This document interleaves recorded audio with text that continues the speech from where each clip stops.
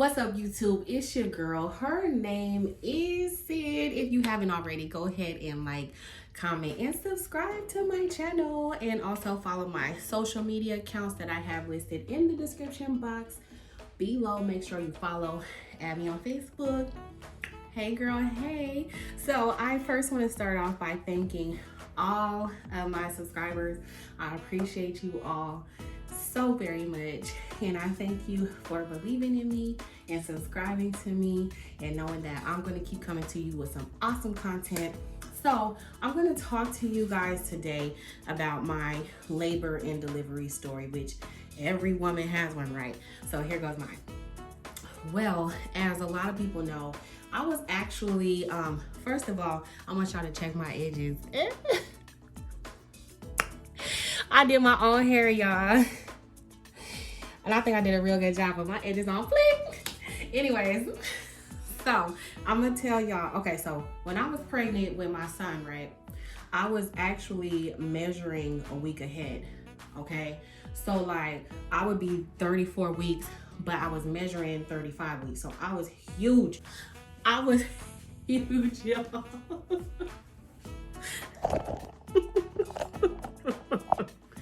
I was literally like this, okay? Literally. I would be coming around the corner and you literally would see my belly before you see me, because I was just so fucking pregnant, you know? There was literally like 3 other girls in the call center that was pregnant at the same time as me, but they already started their time off and everything. But I was like, I'm gonna work up until I have him, right? So it's literally like the week before I have him, and I tell my manager, I'm like, see you next week. And my manager literally like laughs at me and he's like, yeah, all right, Sid, we'll see you after the holidays or whatever, right? So I'm like, whatever, okay. So we fast forward and it is Christmas Eve, right? And I'm sitting on the couch, y'all, and I'm literally like ankle swollen, everything swollen, everything hurts at this point. I can't sleep. I was told not to sleep on my back, but literally that was the only way that I could get any rest, was on my back. And then when I would wake up, my stomach would be all the way on the left side or all the way on the right side, or his leg or his arm would be sticking up out of my belly. It was rough, okay? So by the 24th, I was like, December 24th, 2018, I sat on the couch and I told my mom, I was like, y'all, I am so tired of being pregnant. Ladies, my pregnancy was great. I didn't have any morning sickness, none of that, but a nigga was tired. Okay, so I told my mom, I looked at her and I said, Mom, I'm sick of being pregnant. I'm about to make something happen, right? So I literally get up, I go to my gym that is on my apartment complex, and I walk on the treadmill for all of 20 fucking minutes. I'm not even joking you, like I only walk for 20 minutes. I come home, I get in the shower, and when I got out the shower, I went to the restroom, and when I got up from the toilet, there was still stuff coming down my leg. Like, I know it's a little TMI, but that's when I realized, like, oh shoot, like I'm not using the bathroom, like, what is this? So I start freaking out and I'm like, Mom, it's coming out. And she's like, well, you'll know in a minute, because if your water broke, it's gonna keep coming. So long story short, I keep doing my hair. Then next thing you know, I stand up and it feels like somebody took a whole jug of water and literally just poured it down my pants, right? So I call my doctor, and I can definitely hear in his voice, he's trying to enjoy his Christmas, and here I am about to have a freaking baby, right? So he's like, well, I recommend that you go into the doctor because it's any minute now that your water has broken. And so I'm like, okay. Mind you guys, I have been having Braxton Hicks for quite some time, which I could have already been in active labor and just didn't know. But yeah. So the hospital is about 15-20 minutes from my house. My mom got me there within like 9 to 10 minutes. So we get to the hospital, right? And we get there, and of course, I'm not dilated at all. So I'm literally walking around the hospital, right? I'm walking. I am hitting a wall. I get one of, you know, when you get one of them contractions, I got one of them contractions, and I'm, calling on Jesus, Abraham, Moses. I was calling on all of them, Mary, Joseph, all of them. I was calling on them. Okay, when you have a contraction, ladies, y'all know how that feel. It's not just a pain that's just in your uterus. That pain is going all through your body, like from your head to your toe. It's like, oh, you know what I'm saying? So every time I caught a contraction, I had to stop. Mind you, y'all, I went 13 hours. Shout out to my mamas who do it all fully natural through the whole thing. I salute y'all. I really do, because I went 13 hours without an epidural, baby. And that was rough. All right. Now, they did put some stuff in my IV. I don't know what it's called, but it helped me sleep in between my contractions. Okay. Now, here's the funny thing, y'all. When we got to the hospital, it was completely empty. It was just me and my son and my mom in that thing, literally. Okay. So at this point of my labor, I'm noticing that I'm having some complications. And my baby, his heart rate is literally dropping. Like it keeps plummeting, right? And so the nurses are having to run in. And I literally spent my whole labor laying on my side, because every time I would lay on one side, Braden would be all right for a little bit, and then his heart rate would just plummet and would just drop. And they would have to like run in the room and flip me to the other side. There was one time my mom had to actually pick me up and flip me over immediately, you know, because his heart rate had dropped so hard. We get to the part where it's time to push, right? Now, my doctor is super cool. This is the one that I felt like he had a little attitude when I called him. But he was there, right? So they were saying that by this point, y'all, I had gotten epidural. All right, because my contractions had got to the point where I couldn't even stand up. Okay, like, yeah, go on and call that doctor, the anesthesiologist. They tell me, oh, it's going to take 40 minutes. He could take however long. He need to get his ass here. You know, that's all I was worried about. Like, please get something in me, because I can't even. And here's the sad part, y'all. My epidural wore off after like 3-4 hours. Swear to God. So the doctor came into my room and he's like, I hate to tell you this, because he knew I was not down with the C-section at all. But he came into my room and he was like, well, I'm so sorry to tell you this, but we're gonna have to take you back. You know, we're gonna have to do a C-section. And so I was like, I don't want to do a C-section. He was like, okay, I understand that you don't want to. So what I'm gonna do is, and this is really risking it, but what I'm gonna do is I'm gonna go work on somebody else, and then I'm just letting you know, by the time I come back, if you're still not dilated, I'm going to have to take you back. So I was like, okay, yeah, just go do what you gotta do, you know, but I'm gonna be ready when you come back, right? So he leaves, and I told my mom, because my mom is super tired at this point, right? She's been up with me this whole time. I told my mom, I said, Mom, put on some, I think I had her put on some Tamala Man, y'all. That's my song. Take Me to the King. Listen, I'll play that song all day, every day, okay? So she got to playing some music. She just had a little playlist going, you know what I'm saying? And I remember I was just laying there, and I remember just rubbing my belly, right? Now, I will say this.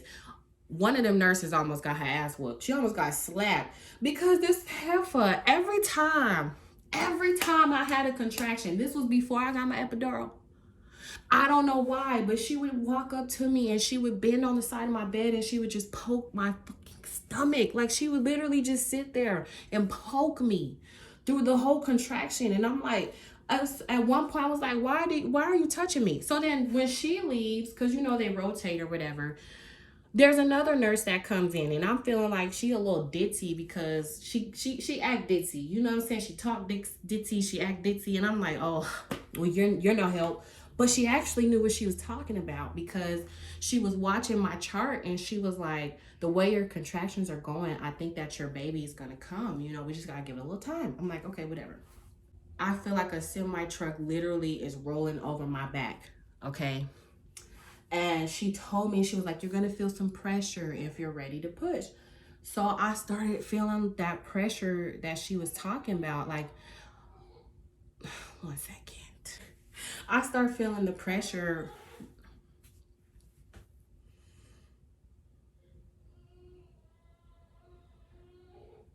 1 second. Start feeling the pressure, and in my abdomen, right? And so I literally phoned the nurse and I'm like, I'm ready to push. And my doctor didn't believe it because, mind you, y'all, he had just came in my room and was preparing to take me out to do a C-section. Okay. So I phoned the nurse and I'm like, I feel pressure. I think I'm ready to push. She comes, she checks me, and she's like, oh, it's time, I'm ready to go. So everybody's getting all excited and shit. And meanwhile, in my head, I'm scared as fuck, right? Because this is the moment, where shit gets real. I'm like, okay. So I get to pushing, right? And every time I push, they literally have your legs up like all the way to your freaking ears, right? Literally, like your shit is wide open. You feel me? So if you're a private person, you can get over that because everybody in your shit at this point. Okay? So legs to the moon, right? Pushing. They like, yeah, that's so good. Oh my God, keep going. I'm like, okay, right? Right when Braden's head is about to come out, all hell broke loose. His heart rate went from 150 beats per minute down to 43 beats per minute. And I knew that because, one, I could hear the machine, and two, I could see the look on my doctor's face. And when I saw the look on his face, I turned and I looked at the monitor, and my baby's heart rate was at 40, damn near 40 beats per minute. Okay? Right when he was about to come out. So the doctor grabs a vacuum of some sort. He immediately puts it inside me, and he's like, you're just gonna have to push without a contraction. And as soon as he said that, I just put my head to and I pushed. And then Braden, they held him up like this, right? Like he came out and they held him up like this. And you know how they say when you meet the love of your life for the first time, how everything just stops, right? I remember that moment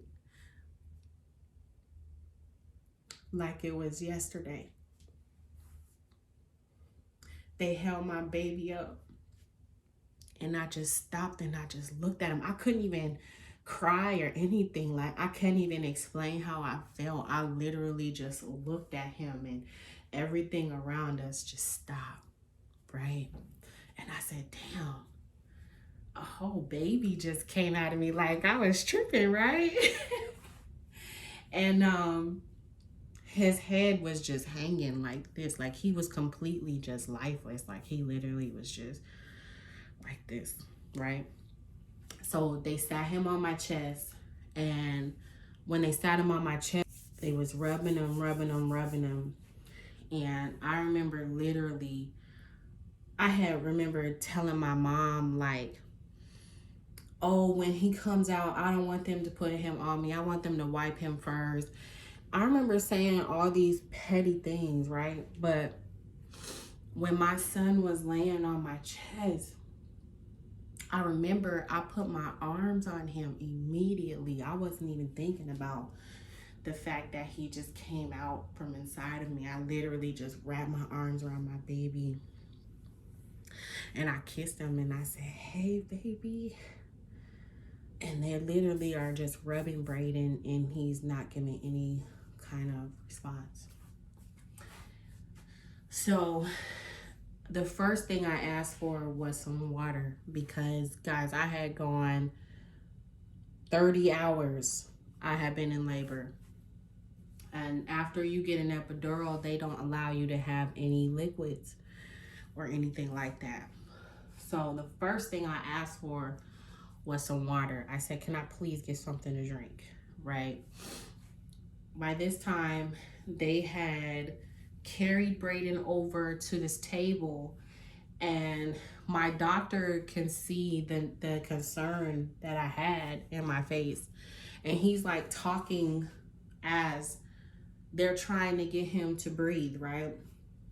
And in my head, I remember I had an experience with Braden when I was about 4 months pregnant, and the doctor was looking for a heartbeat and couldn't find one.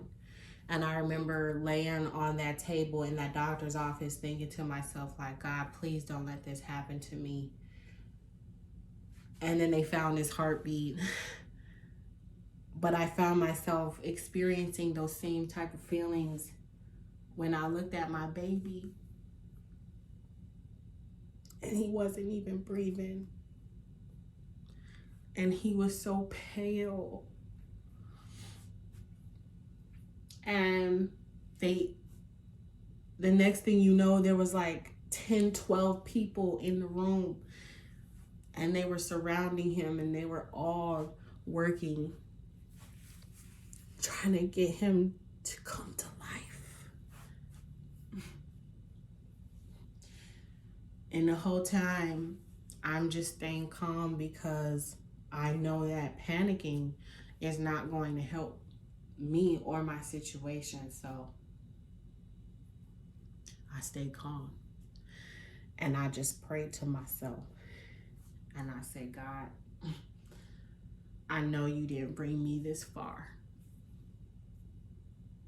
I know you didn't bring me this far to take away my gift from me.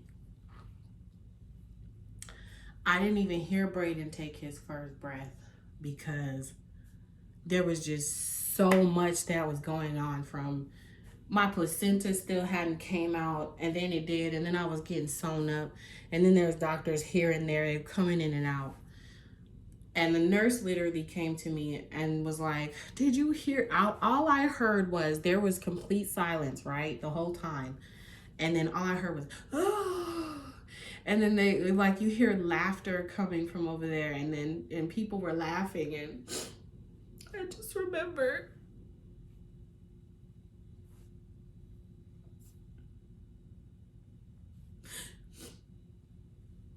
how much relief I had when I heard those people laughing, and I heard him let out his little cry, if you will. Braden more so let out a groan, like, leave me alone. It was like, okay, you did all this to try to make sure I'm alive. You know I'm alive, now leave me alone. Like, that's how, because the nurses came back to me and they're like, oh my God, he keeps poking his lip out. And Braden literally, like, my mom sent me pictures after they took him back to clean him up and stuff, and Braden literally was mugging the whole time. He was like, he either had his lip out like this, or he was like he was mugging for real.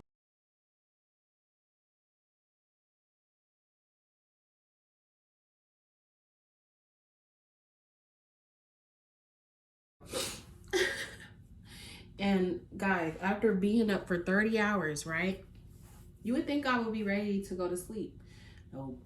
They took my baby and they went to clean him up, and my mom went with them, of course. But I still didn't go to sleep. They was like, you don't want to get no rest? I said, yeah, when you bring me back my child, then I'll rest. Right? So they brought me my little pink, by this time he was pink, y'all. Well, he started off real pale. But by the time they washed him up and everything, he was really pink.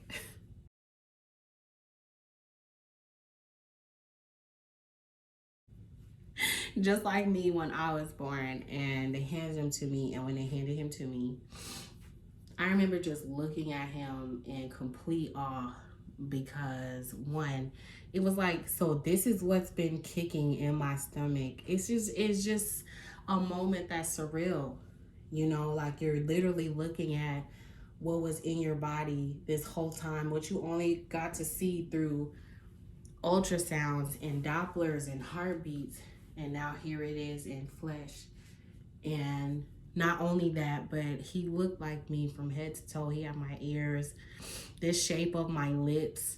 I was just like, oh my God, like this is so cool. Like I literally just cloned myself, but in a boy version, right? And when we got back to our room, he did his latching finally after a few hours, and I was totally happy about that. And I'll do another video on breastfeeding and stuff like that. But after you have your baby, guys, I didn't have to take too many pain meds, but try to not do that as much as you can, because even though they tell you it's okay, if you're planning on breastfeeding, you have to know that everything that you put into your body is going to go into your breast milk.